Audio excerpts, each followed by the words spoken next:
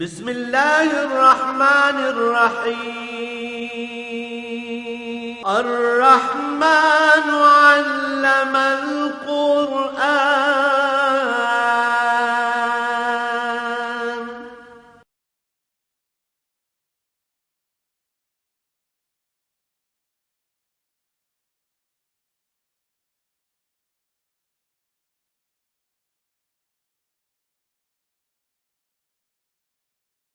الحمد لله رب العالمين والصلاة والسلام على حبيبه محمد وآله وصحبه أجمعين آمين. أعوذ بالله من الشيطان الرجيم. بسم الله الرحمن الرحيم. إذ يغشيكم النعاس أمنة منه وينزل عليكم من السماء ماء ليطهركم به ويذهب عنكم رجز الشيطان وليربط على قلوبكم ويثبت به الأقدام. إذ يوحي ربك إلى الملائكة إني معكم فثبتوا الذين آمنوا سألقي في قلوب الذين كفروا الرعب فاضربوا فوق الأعناق واضربوا منهم كل بنان ذلك بأنهم شاقوا الله ورسوله ومن يشاقق الله ورسوله فإن الله شديد العقاب.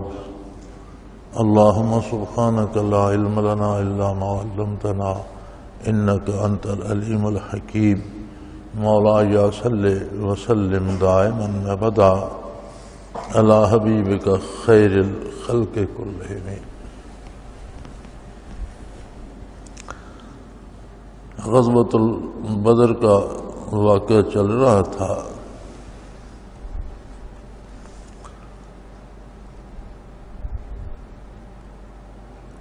انسانی تاریخ میں ظلم کے خلاف مظلوموں کی طرف سے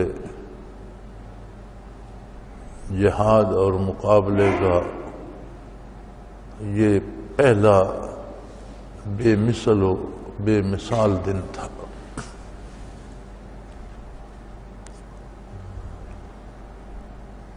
معاشرہ جور و ستم سے پر تھا، کفر و شرک تھا، اور ہر شخص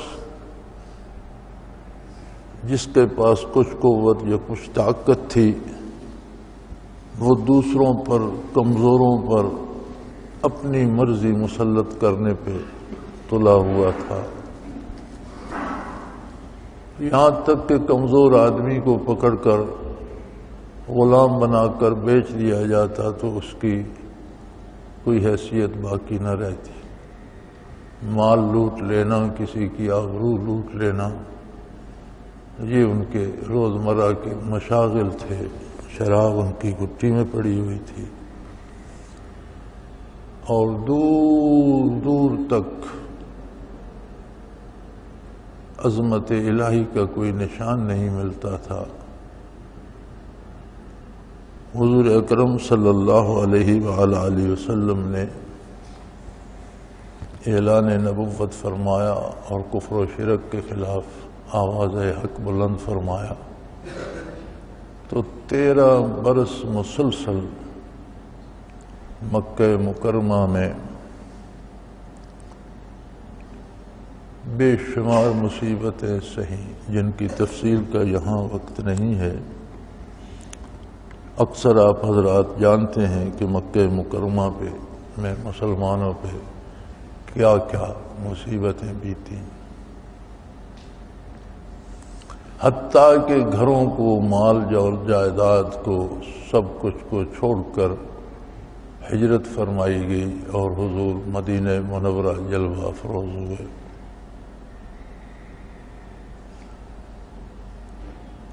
پہلے کفار کا، مشرکین کا خیال تھا کہ جب حضور بے وطن ہو جائیں گے، گھر سے نکل جائیں گے، شہر سے چلے جائیں گے تو شاید ان کی بات کوئی نہیں سنے گا اور یہ بات یہیں ختم ہو جائے گی.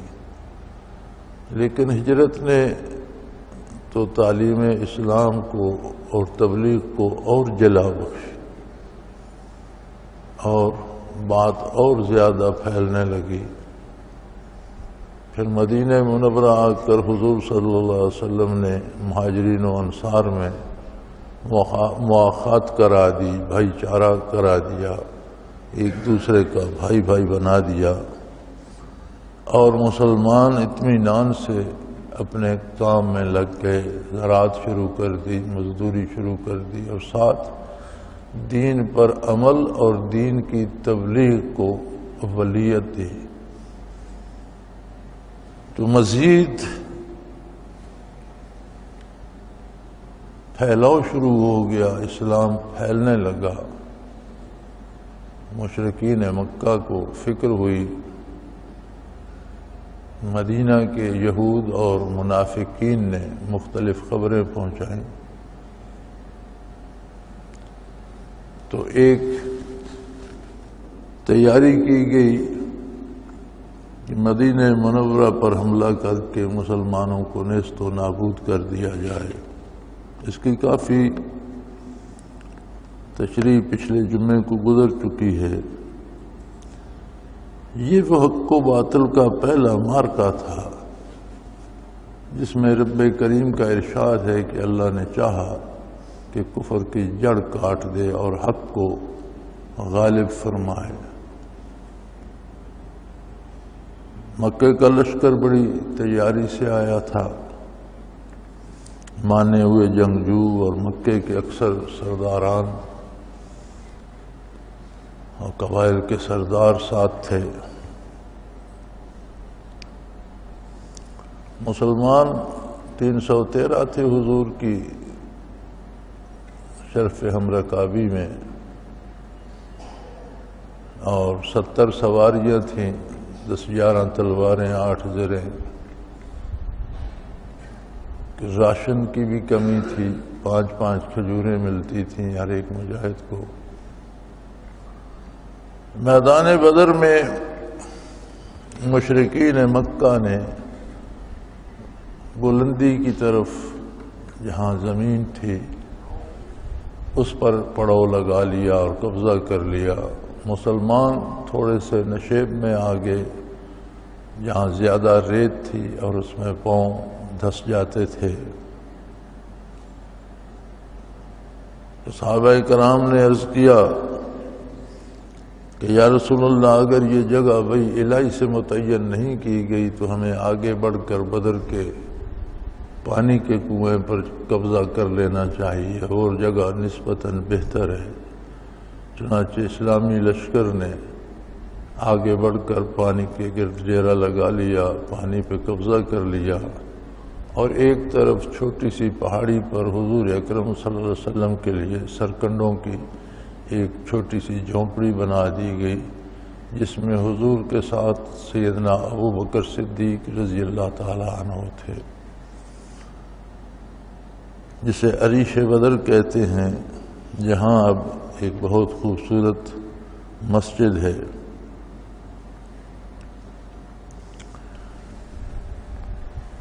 تو مقابلے سے پہلے اللہ کریم نے رات کو عجیب انتظام فرمایا۔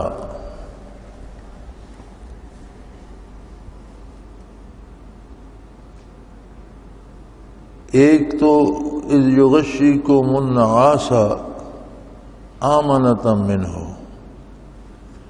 ایک تو یہ کرم فرمایا کہ مسلمانوں پر ایک غنودگی سی، نیند کی قسم کی ایک غنودگی بھیج دی، جس نے انہیں بہت اطمینان و سکون بخشا، اور کفار کے لشکر کی کثرت اور ان کے ہتھیاروں کی سجاوٹ اور ان کی طاقت ان کے خیال سے نکل گئی۔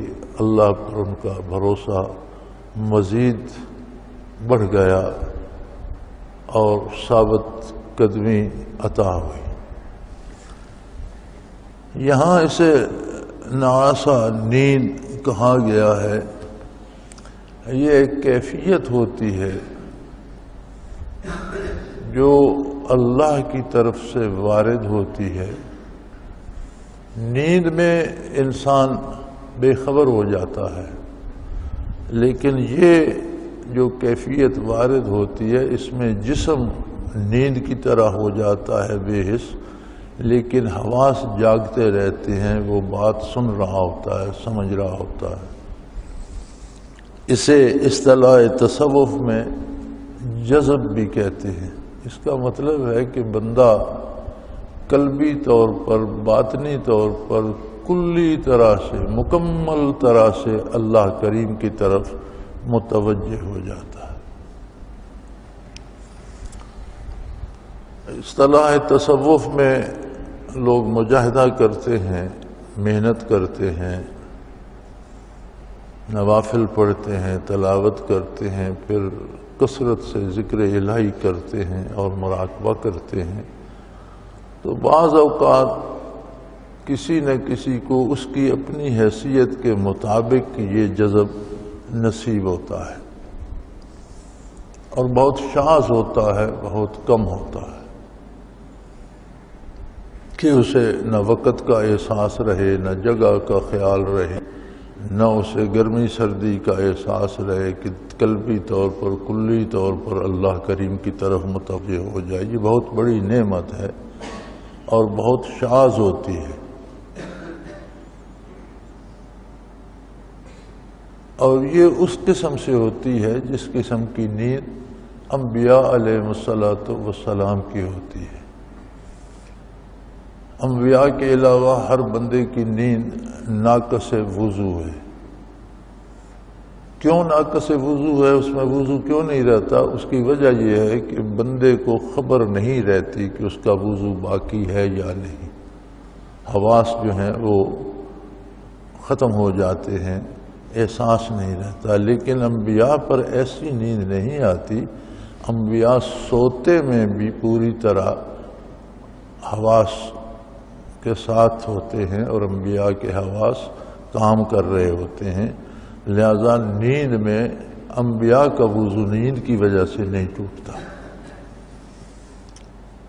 تو یہ بہت بڑی نعمت ہے اللہ کی طرف سے۔ تو فرمایا مجاہدین بدر پر ہم نے اس قسم کی نیند تھا، اس مبارک نیند میں سے انہیں بھی حصہ عطا فرما دیا کہ ان پر ایک ایسی نیند طاری ہو گئی جس میں بدن پرسکون ہو گئے اور حواس جاگ رہے تھے ادھر ادھر سے، اور اس کا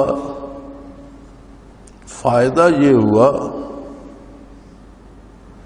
کہ آمنتم منہ، کہ اپنی طرف سے انہیں امن و سکون عطا کر دے، ان کے دل مطمئن ہو جائیں، وہ اس بات سے بے نیاز ہو جائیں کہ مشرکین کی تعداد کتنی ہے، وہ لڑاکے کتنے ہیں، یا ان کے پاس اسلحہ کتنا ہے، اس کی پرواہ نہ رہے، بلکہ اللہ کریم کی مدد پر بھروسہ اور اللہ کریم کی ذات پر بھروسہ مضبوط ہو جائے۔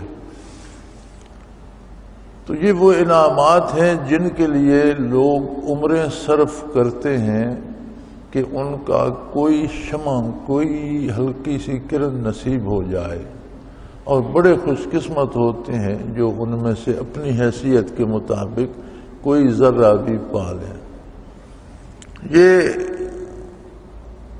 بدر میں جو صحابہ کرام حضور صلی اللہ علیہ وسلم کی خدمت میں حاضر تھے، یہ ایسے خوش نصیب تھے کہ ان پر وہ نعمت اللہ کریم نے اپنی طرف سے بھیج دی۔ بندہ جب کوشش کر کے حاصل کرتا ہے تو اپنی حیثیت کے مطابق حاصل کر سکتا ہے، لیکن جب کوئی چیز اللہ عطا فرماتے ہیں تو وہ اپنی شان کے مطابق عطا فرماتے ہیں۔ یہ ایک عمومی اصول ہے اور عام فہم ہے، بندے کو سمجھ آنی چاہیے کہ بندہ محنت کر کے کوئی چیز حاصل کرتا ہے تو اپنی حیثیت کے مطابق محنت بھی کرتا ہے اور اپنی حیثیت کے مطابق اس کا پھل بھی پاتا ہے، لیکن جب اللہ عطا کرتا ہے تو وہ اپنی شان کے مطابق عطا کرتا ہے۔ تو یہ نعمت صحابہ کرام کو اللہ کریم نے اپنی طرف سے عطا فرمائی تاکہ ان کے قلوب مطمئن ہو جائیں، دل قرار پکڑ لیں۔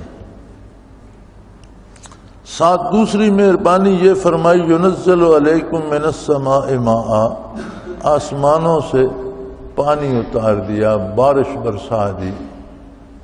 تو بارش میں چونکہ چشمے کا پانی اتنا نہیں تھا کہ سارے لوگ یا کچھ لوگ غسل بھی کر سکیں اور آرام سے وضو کریں، تھوڑا پانی تھا، پینے کے لیے استعمال کرنے کے لیے تھا۔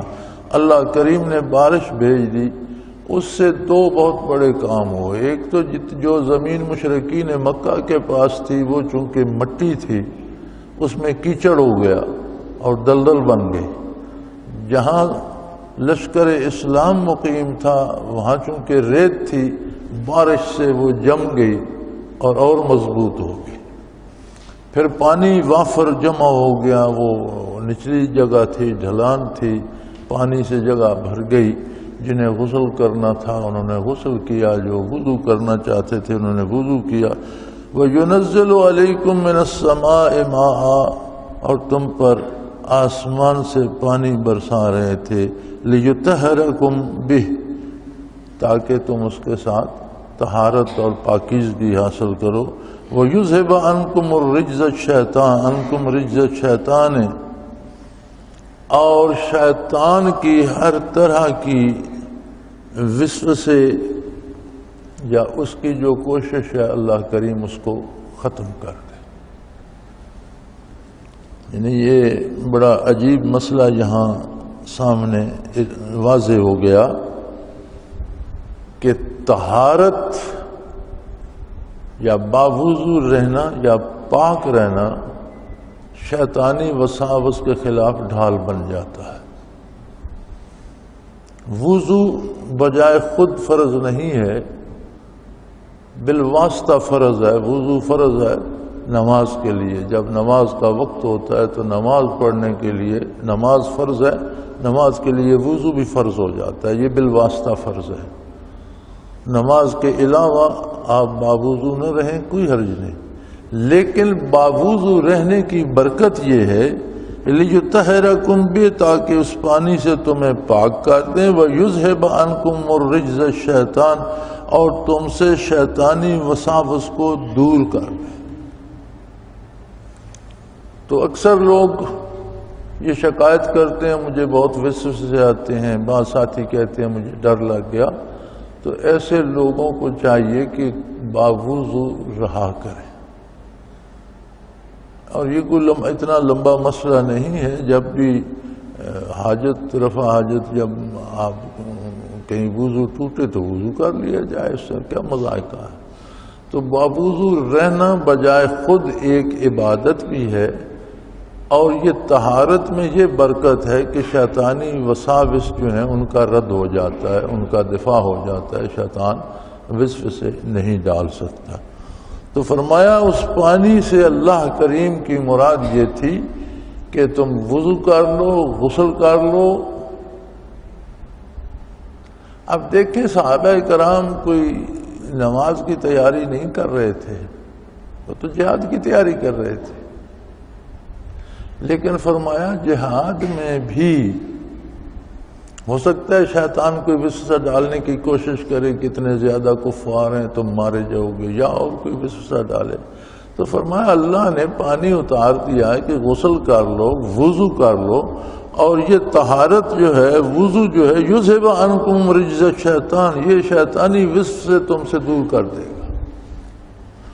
تو گویا ایک قانون ارشاد فرما دیا گیا مسلمانوں کے لیے ہمیشہ کے لیے کہ جو شخص باوضو رہے گا شیطانی وساوس سے اللہ اس کی حفاظت فرمائے گا اور اسے تحفظ نصیب ہو جائے گا۔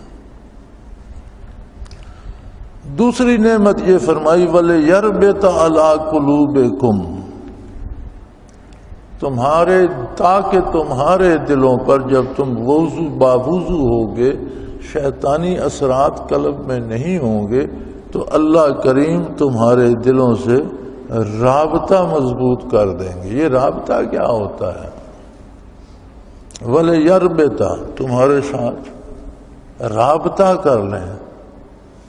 عام ہماری بول چال میں بھی ہم جب کسی آدمی سے کوئی بات کہنا چاہتے ہیں یا کسی آدمی سے کو اپنی طرف متوجہ کرتے ہیں تو فرماتے ہیں میں نے فلانے سے رابطہ کیا اور اس نے مجھے یہ بتایا۔ اگر یہ نسبت اللہ کی طرف ہو جائے اور بندہ اللہ کی بارگاہ میں عرض کرے اور اس کی عرض سنی جاتی ہو، سنی جا رہی ہو، تو عام فہم زبان میں یہ رابطہ کہلائے گا۔ اصطلاح تصوف میں بنیاد ہے لطائف۔ ہر سلسلے میں اگر سلاسل میں اختلاف ہے تو لطائف کی تعداد میں اختلاف ہے۔ کوئی کہتے ہیں، بعض سلاسل کہتے ہیں لطائف 5 ہیں، بعض کہتے ہیں 7 ہیں، بعض کہتے ہیں 9 ہیں، 11 ہیں، 11 تک بھی کہتے ہیں۔ لیکن بنیاد تصوف کی سلوک کی کیا ہے؟ لطائف۔ جب سالک کے لطائف روشن ہو جاتے ہیں، منور ہو جاتے ہیں، تو ان سارے انوارات کو لے کر وہ لطیفے قلب پہ جاتا ہے اور پھر کوشش کرتا ہے کہ رابطہ ہو، یعنی قلب سے اللہ اٹھے اور ہو عرش عظیم تک جائے اور قلب کے انوارات عرش عظیم تک پہنچیں، تو یہ جو تعلق قائم ہوتا ہے اسے رابطہ کہتے ہیں۔ اب یہ رابطہ ہے، کوشش ہے بندے کی طرف سے، تو جتنے بندے اس میں کوشش کر رہے ہیں ان ہر ایک کی ایک اپنی کیفیت، اپنی حالت، اپنے دل کا خلوص، محنت، توجہ، ہر ایک کی اپنی اپنی ہے، تو ہر ایک کا رابطہ بھی اس کی اپنی حیثیت کے مطابق ہوگا۔ لیکن جب رابطہ کرتے ہیں اللہ کریم اور انوارات الہی آ کر بندے کے دل پہ اترتے ہیں تو پھر وہ رابطہ اس کی شان کے مطابق ہوتا ہے۔ جب بندہ کرتا ہے تو بندے کی حیثیت کے مطابق ہوتا ہے، جب اللہ کریم کرتے ہیں، جیسے موسیٰ علیہ السلام کی والدہ کو حکم دیا انقذفیہ فی التابوت فاقذفیہ فی الیم، اس بچے کو کسی تابوت میں ڈال کر دریا کی لہروں کے سپرد کر دو، اور فرمایا ہم اسے آپ کو لوٹا انا لرادوہ الیک، آپ کے پاس واپس لائیں گے، جاعلوہ من المرسلین، اور اس کو ہم اپنے رسولوں میں سے بنائیں گے، ہمارا رسول ہوگا۔ اب یہ سب بات ان پر القاء کی گئی اور انہیں اتنا یقین تھا کہ یہ بات مجھ پر اللہ کریم کی طرف سے القاء ہوئی ہے کہ انہوں نے اپنے نومولود بچے کو، جو اللہ کا رسول تھا اور جسے آگے چل کر اللہ کریم سے ہم کلامی کا شرف ملنے والا تھا، وہ کیا چاند سا چہرہ ہوگا، وہ کیا خوبصورت بچہ ہوگا، وہ کتنا پیارا بچہ ہوگا۔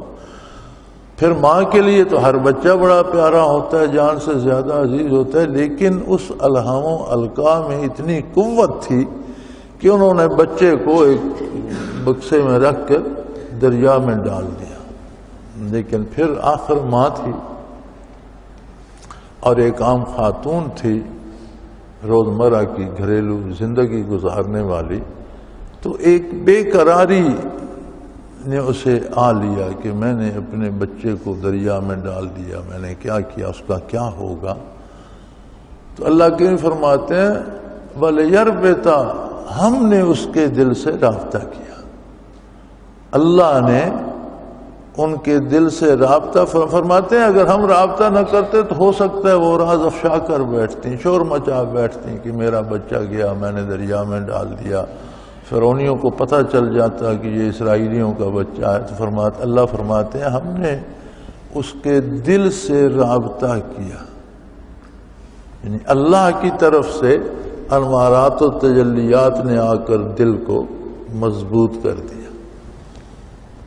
تو یہاں ان 313 قلوب سے رابطہ فرمایا جو میدان بدر میں حاضر تھے، وَلِيَرْبِطَ عَلَىٰ قُلُوبِكُمْ، تم سب کے دلوں سے ہم نے رابطہ فرما دیا، یعنی تجلیات باری بارگاہ الوہیت سے ان کے قلوب پہ جلوہ ریز تھے۔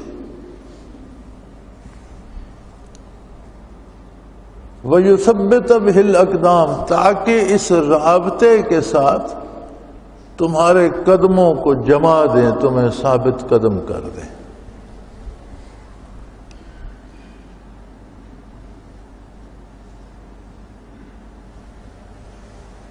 اے بھائی لوگ ایسی چیزیں کھا لیتے ہیں پی لیتے ہیں جن سے حواس مختل ہو جاتے ہیں، پھر وہ موت زندگی سے بے نیاز ہو جاتے ہیں، انہیں پرواہ نہیں ہوتی کہ مر رہے ہیں یا زندہ ہیں۔ یہ مادی، وقتی، دنیاوی اور حرام چیزوں میں بھی خصوصیت ہے، لیکن جس دل پر تجلیات باری نازل ہو کر اس کو اس طرح اپنی طرف متوجہ کر لیں کہ وہ موت اور زندگی سے بے نیاز ہو جائے، اس کا کیا ہی کہنا، کیا اس کے بارے میں اور آپ کوئی اندازہ لگا سکتے ہیں؟ نہیں۔ ہماری شعور، ہماری سمجھ، ہمارے علم سے بالا تر بات ہے کہ اللہ کریم اپنی طرف سے کسی دل سے ایسا تعلق قائم کریں کہ اسے دنیا و مافیہ سے بے نیاز کر دیں اور اس کے الہی میں سرشار ہو کر آگے بڑھتا چلا جائے، زندگی اور موت سے بے نیاز ہو جائے۔ تو یہ وہ خوش نصیب تھے جن کے قلوب سے اللہ کریم نے ذاتی طور پر رابطہ فرمایا اور ان کے قدموں کو جما دیا،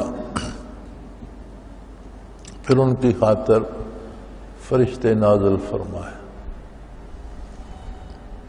اور حکم دیا اذ یوحی ربک الی الملائکۃ انی معکم۔ جب فرشتوں کو حکم دیا کہ میں تمہارے ساتھ ہوں، میری معیت تمہارے ساتھ ہے، میری طاقت تمہارے ساتھ ہے، فثبت الذین آمنوا، ایسے انوارات القاء کرو مومنین کے قلوب پر کہ ان کے قدم جم جائیں، کبھی نہ اکھڑیں۔ رہ گئے مشرکین، سألقی فی قلوب الذین کفروا الرعب، میں کافروں کے دلوں میں مسلمانوں کا رعب ڈال دوں، مسلمانوں کی ہیبت ان پہ طاری کر دوں گا۔ وہ جو بڑے فخر اور تکبر سے 1000 کا لشکر جرار، جس میں بڑے بڑے جنگجو، نوجوان، تجربہ کار اور پرانے جرنیل اور سالار شامل تھے، ان کا سارا گھمنڈ خاک میں مل جائے گا، اور اللہ کی فرماتے ہیں میں ان کے دلوں پر مسلمانوں کا رعب طاری کر دوں گا۔ فَاضْرِبُوا فَوْقَ الْأَعْنَاقِ وَاضْرِبُوا مِنْهُمْ كُلَّ بَنَانٍ، اور فرمایا ہم نے فرشتوں کو حکم دیا کہ ان کی گردنیں اڑا دو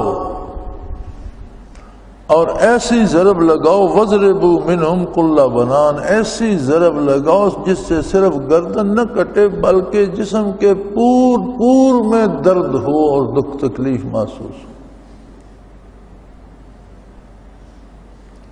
عذاب الہی کی عجیب خصوصیت ہے،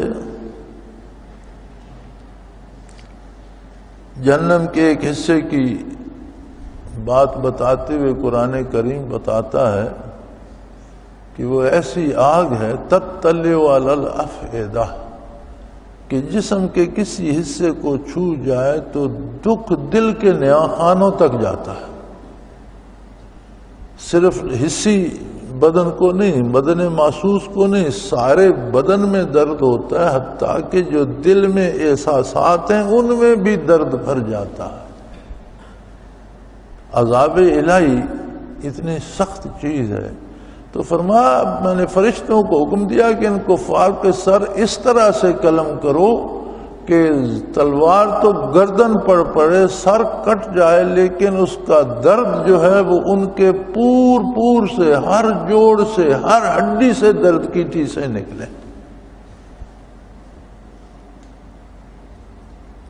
نبی کریم صلی اللہ علیہ وآلہ وسلم نے جنگ شروع ہونے سے پہلے صحابہ کرام کو فتح کی خوشخبری بھی دی، اور حضور نے میدان جنگ میں مختلف جگہوں کی نشاندہی فرما کر مشرکین مکہ کے بڑے بڑے سرداروں کے قتل ہونے کی پیش گوئی فرمائی کہ وہ فلاں یہاں قتل ہوگا، فلاں اس جگہ قتل ہوگا، فلاں اس جگہ قتل ہوگا۔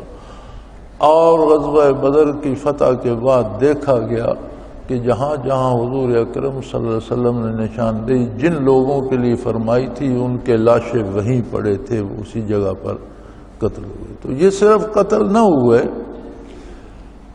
بلکہ اس قتل میں عذاب الہی کی ایک کیفیت ایسی تھی کہ تلوار تو گردن پر پڑتی تھی، سر اڑ جاتا تھا، لیکن درد جسم کے پور میں، ہر جوڑ میں، ہر ہڈی میں، ہر ریشے میں الگ سے درد کی ٹیسیں اٹھتی تھی۔ ان کے ساتھ اتنا سخت اور اتنا شدید عذاب کا سلوک کیوں، ان پر اتنا دردناک عذاب کیوں وارد ہوا؟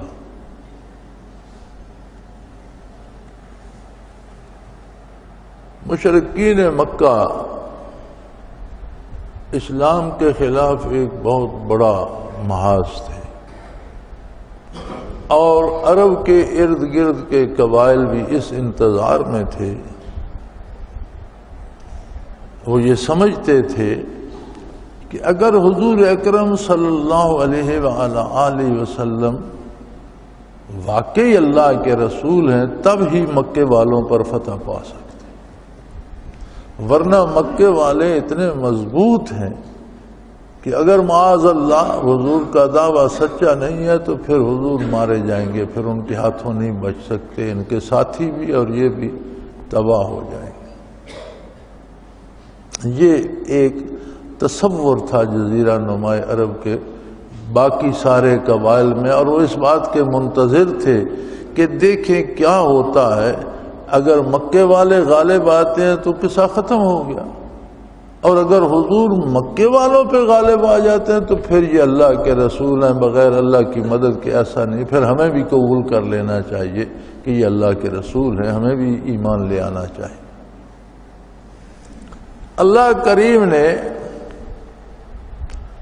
ان قبائل کا اندازہ تو یہ تھا کہ اگر ہم پلہ بھی ہوں، اگر مکے سے 1000 آدمی نکلا ہے تو حضور کے ساتھ بھی 1000 آدمی یا 1200 ان سے زیادہ بھی ہو، پھر بھی مکے والے بڑے ماہر جنگجو، بڑے دلیر، بڑے جرأت مند اور فن شمشیر زنی میں بڑے طاق، اور ان کو ہرانا آسان نہیں ہوگا۔ لیکن اللہ کریم کی عجیب قدرت کہ ادھر 313، پھر ان کے پاس سواریاں بھی پوری، 313 کے پاس 70 سواریاں، 8 زرہیں اور 11 تلواریں، یہ سارا اسلحہ ہے، کچھ تیر کمانیں ہوں گی، راشن بھی نہ ہونے کے برابر ہے، لباس تک پورے نہیں ہیں، یعنی بعض صحابہ کرام نے تہ بند اور کرتا پہن رکھا تھا، اور بعض کے پاس بدر میں صرف ایک چادر تھی جسے کمر کے گرد لپیٹ کر اس کے لڑوں کو گردن کے پیچھے گرا دے لی تھی، 2 چادریں بھی نہیں تھیں۔ اور بعض شہدائے بدر کا یہ عالم تھا کہ جب ان کی اس چادر میں انہیں دفن کیا گیا تو اس سے سر ڈھانپا جاتا تو پاؤں کھل جاتے، اور پاؤں ڈھانپے جاتے تو سر کھل جاتا۔ تو حضور نے فرمایا کہ سر ڈھانپ دو اور پاؤں پر ازخر، ایک گھاس وہاں ہوتی ہے، ازخر اسے کہتے ہیں، پاؤں پر ازخر ڈال دو۔ یعنی یہ عالم تھا بے سر و سامانی کا، تعداد بھی تیسرے حصے کے برابر تھی، اور بے سر و سامانی کا یہ عالم تھا۔ تو اللہ دکھلانا چاہتے تھے ساری کائنات کو کہ حق حق ہوتا ہے اور حق غالب آ کے رہتا ہے، اور باطل باطل ہوتا ہے اور مٹ جانا باطل کا مقدر ہے۔ مجھے حیرت ہوتی ہے کہ شکاگو میں مزدوروں نے جلوس نکالا، ان پر فائرنگ ہوئی، 8 مزدور مارے گئے، مارنے والے بھی مسلمان نہیں تھے اور مرنے والے بھی مسلمان نہیں تھے، مارنے والے بھی غالباً عیسائی تھے، مرنے والے بھی عیسائی تھے، ان کے اپنے ملک کی بات تھی۔ لیکن ہمارے اسلامی ملک میں بھی وہ شکاگو کے دن کے واقعہ پر چھٹی ہوتی ہے اور مزدوروں کا دن منایا جاتا ہے۔ یہ کیسے لوگ ہیں ہم کہ ہم یوم بدر کو مظلوموں کا دن، مزدوروں کا دن نہیں منا سکتے، جس دن پوری دنیا کے محروم طبقوں کو یہ پیغام دیا گیا کہ اگر تم اللہ کے دین کا دامن تھام لو تو کفر کی بڑی سے بڑی طاقت پر غالب آ سکتے، اور عملاً یہ کر کے دکھایا۔ قادر مطلق نے اپنی قدرت کاملہ سے عملاً یہ کر کے دکھایا، اپنے حبیب صلی اللہ علیہ وسلم کو میدان کارزار میں لے آیا۔ ذرا سوچیں صحابہ کرام کے دلوں پہ کیا گزرتی ہوگی کہ انہیں کائنات میں اپنی جان، اپنی اولاد، اپنے ماں باپ سے کہیں زیادہ عزیز تھے محمد الرسول اللہ صلی اللہ علیہ وسلم۔ محبت جسے کہتے ہیں، اگر دنیا میں کسی نے محبت کی ہے تو صحابہ کرام نے محمد الرسول اللہ سے کی، اس کی مثال کہیں دوسری جگہ نہیں مل سکتی، نہ کوئی دوسرا محبوب حضور جیسا ہے، نہ کوئی دوسرا محبت کرنے والا آپ کے صحابہ جیسا ہے۔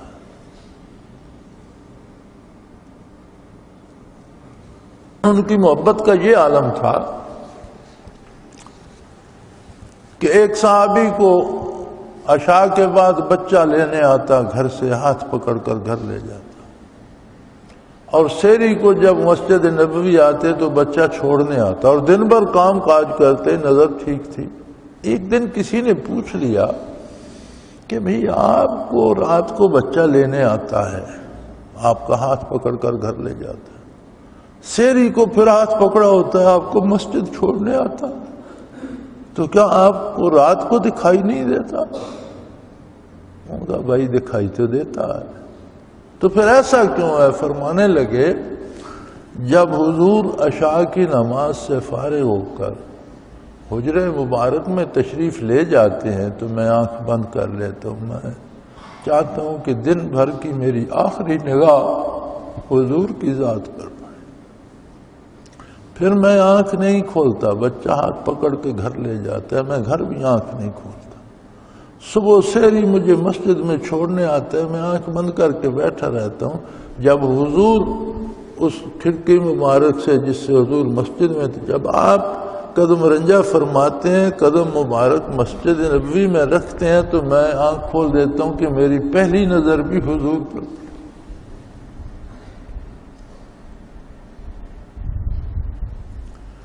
جب حضور صلی اللہ علیہ وسلم کے وصال کی خبر ہوئی تو کتنے ایسے صحابہ تھے جو بیٹھے تھے پھر اٹھ نہیں سکے، زندگی بھر بیٹھے، ایسا شاک لگا کہ جس حال میں تھے آغا وہاں منجمد ہو۔ جب وہ 313 تھے، سامنے مکے کا لشکر جرار تھا اور خطرہ تھا، اور ان کی نیت تھی کہ آج تو یہ قصہ پاک ہی کر دیا جائے، اور جب تک رسول اللہ صلی اللہ علیہ وسلم کو نعوذ باللہ من ذالک ختم نہ کر دیا جائے، یہ قصہ ختم نہیں ہوتا، آج اسے ختم کر کے چھوڑنا ہے۔ تو صحابہ کرام کے دلوں پہ کیا بیت رہی ہو؟ جان تو جانے جانان خطرے میں ہے، اور اس دکھ کو انہوں نے ایسا محسوس کیا کہ اللہ کریم نے ان کے لیے بارش برسائی، انہیں کہا طہارت کر لو، شیطان وسوسے نہ ڈالے،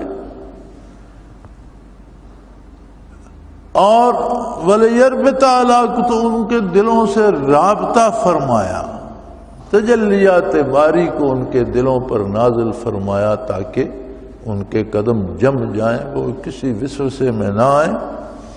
وَيُثَبِّتَ بِهِ الْأَقْدَامَ، اس رابطے سے ان کے نے ثابت قدم رکھا۔ پھر فرشتوں کو حکم دیا کہ میں تمہارے ساتھ ہوں، تم بھی ایسے انوار القا کرو ان خدام نبوی پر کہ ان کے دل روشن ہو جائیں، جم جائیں، اور خطرات سے بے نیاز ہو جائیں۔ رہ گئے کافر، فرمایا وہ بے شک تعداد میں زیادہ ہوں، ان کے پاس اسباب زیادہ ہوں، لیکن میں مسلمانوں کا رعب ان پہ طاری کر دوں گا۔ فَاضْرِبُوا فَوْقَ الْأَعْنَاقِ وَاضْرِبُوا مِنْهُمْ كُلَّ بَنَانٍ، ان کافروں کی گردنیں مارو اور ایسی ضرب لگاؤ کہ ہر ایک جوڑ، ہر ایک پور، جسم کے تانے بانے میں ہر جگہ درد محسوس ہو، انہیں ان کے پور میں درد بھر دو۔ اور یہ سزا انہیں اس لیے دی گئی ہے ذالک بأنہم شاقوا اللہ ورسولہ، اس لیے کہ انہوں نے اللہ کی مخالفت کی۔ اللہ کی مخالفت، یا اللہ مشرکین مکہ نے کیسے کی؟ فرمایا جب انہوں نے میرے رسول کی مخالفت کی تو انہوں نے میری مخالفت کی۔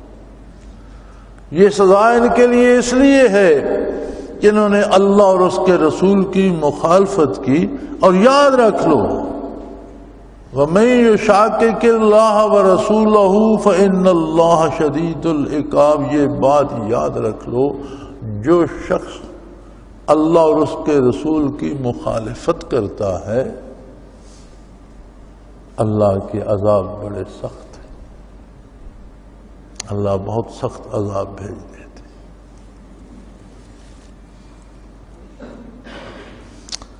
شکوہ تو ہمیں بھی ہے، بلکہ بڑی عجیب بات ہے کہ لوگ ایسے نظر آتا ہے جیسے اللہ کریم سے ناراض پھرتے ہوں کہ جی ہم پر ہی ساری مصیبتیں آ جاتی ہیں، اور فلاں لوگ تو عیش کر رہے ہیں اور کافر عیش کر رہے ہیں اور ہم پہ ساری۔ لیکن یہ کوئی نہیں دیکھتا کہ اگر ہم پر مصیبتیں ہیں تو کہیں ہم اللہ کے رسول صلی اللہ علیہ وسلم کی مخالفت تو نہیں کر رہے۔ ہمارے عقیدہ، ہمارا کردار، ہماری عبادتیں، ہمارے معاملات، ہمارا کاروبار، ہمارا طرز معاشرت، کیا یہ سارا حضور کی اطاعت میں ہے یا ہم حضور کی مخالفت کر رہے ہیں؟ اگر اپنے کردار میں یہ خامی نظر آئے تو پھر توبہ کے علاوہ کوئی چارہ نہیں۔ پھر ہمیں چاہیے کہ واپس اطاعت رسول صلی اللہ علیہ وسلم پہ آ جائیں تاکہ اللہ کی رحمت کو پا سکیں اور اللہ کے اس عذاب سے نجات پا سکیں۔ آج جو حال ہمارا ملکی سطح پر اپنے ملک میں ہے، یہ بالکل واضح ہے کہ یہ عذاب الہی کی مختلف صورتیں۔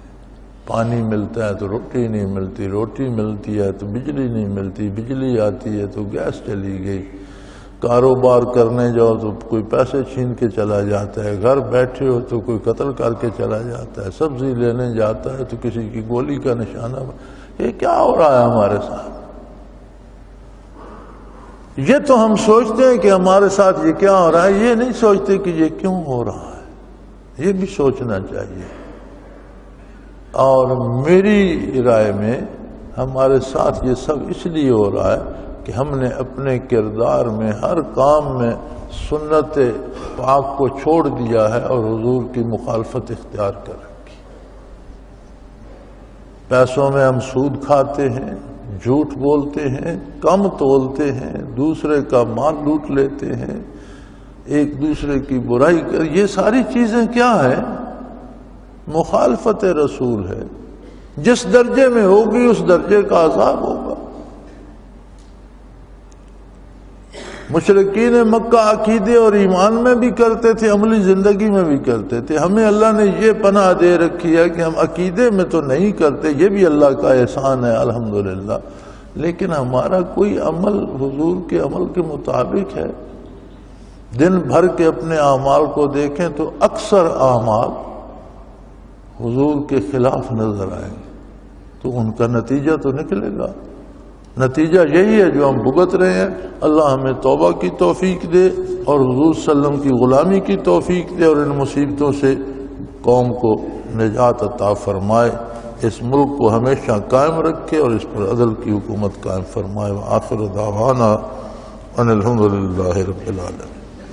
اللہ اللہ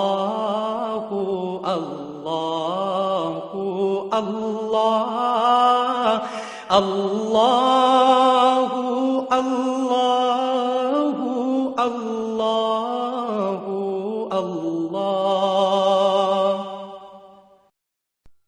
حضرت امیر محمد اکرم آبان مد ذلہ العالی دارل عرفان منارہ ضلع چکوال میں سالہ سال سے قرآن و حدیث کے اوپر خطابات کر رہے ہیں اور سلسلہ نقشبندیہ اویسیہ کے مطابق لوگوں کو ذکر الہی کی تربیت دے رہے ہیں۔ وہ قرآن پاک کی تفسیر ترتیب وار بیان کر رہے ہیں۔